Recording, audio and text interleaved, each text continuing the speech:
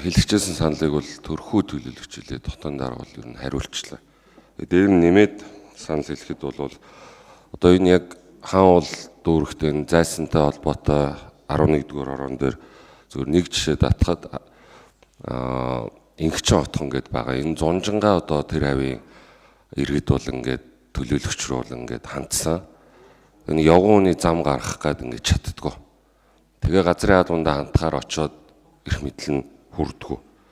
Тэгэхээр энэ ингээд нэг байгаль орчны яамны энэ тарьсан баасан ингээд тарьдаг баасан нийслэл очоод ингээд цэвэрлдэг. Тэгээд анхан шатны одоо хорооллынх нь хэрэгцээ болох одоо ингээд ямар ч явгууны зам байхгүй. Явгууны зам гаргах гэхээр ингээд миний газар, чиний газар, тэр болгосон, энэ болгосон гэд хоёр талтаагаар асуучдаг. Тэгэхээр сая хотын даргын хэлсэнчлэн ерөн цөмөөрөө бас нийлээд 26 онд энэ асуудлыг бас нэг талд нь гаргаад ингээд хамтарч ажиллаад зэгцэлсэн нь бол зөвөө гэж бодож байна. Энийг бол одоо дэмжиж ажиллана хувь төлөөлөгчийн хувьд.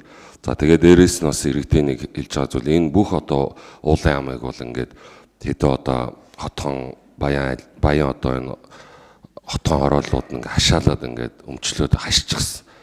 Тэгээ ерөөсөө иргэд дэше уулаар ингээд алхаж болохгүй байна ингээд энэ асуудлыг шийдэж өгөөч гэдэг маш их одоо санал хүсэлтүүд ирдэг. Тэгэл эргээл түрүүний одоо энэ миний газар тэр олгосон энэ болгосон гэдэг энэ дээр очиод гацчдаг.